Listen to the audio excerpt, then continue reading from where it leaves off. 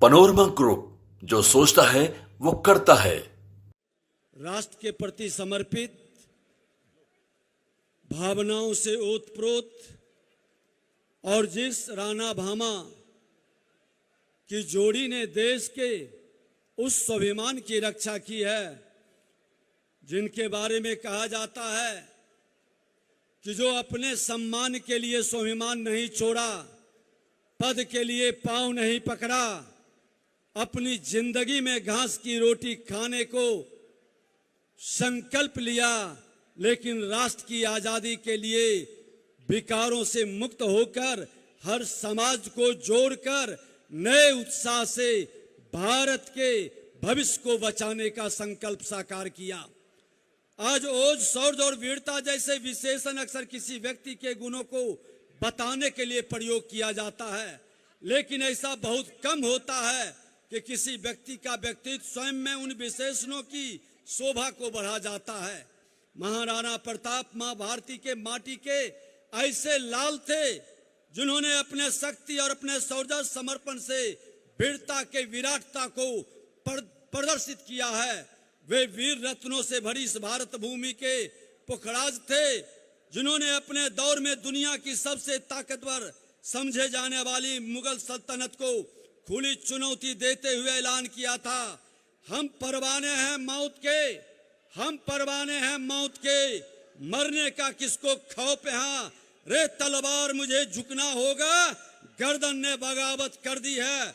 और इतिहास गवाह है कि महाराणा की गर्दन अपनी मर्दांगनी के साथ तनी रही है। महाराणा प्रताप महज एक व्यक्ति का नाम नहीं है, वह तो उस प्रवृत्ति का नाम है जिसमें अपनी धरती, अपने मातृभूमि के लिए बड़े से बड़े त्याग में रंग माच भी हिचकिचाहट नहीं रखा।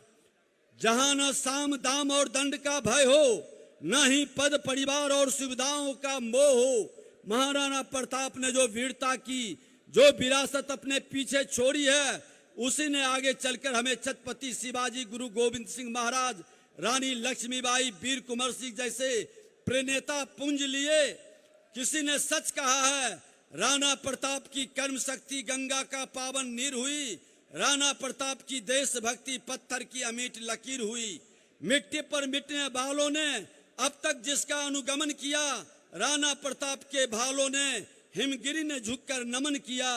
प्रण की गर्मा का सूत्रधार आ सिंधु धरा सत्कार हुआ, राणा प्रताप का भारत की धरती पर जय जयकार हुआ।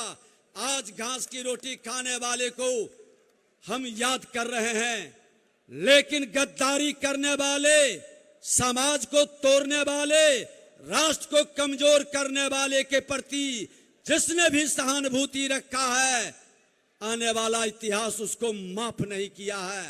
राणा भामा की जोड़ी आज बताता है कि जब जब हम जाति में बटे हैं, देश गुलाम हुआ है, जब जब जाति के सीमा से बाहर निकल गए, देश आजाद हुआ है। आज देश को फिर से झुकाने की जो असुर प्रवृत्ति की शक्तियां लगी हुई है, उससे मुक्ति का हर मां भारती के संतानों को, राणा के संतानों को फिर से एक नए जोश के साथ खड़ा होने का, नई हुंकार के साथ बढ़ने की जरूरत है। भारत माता की, भारत माता की।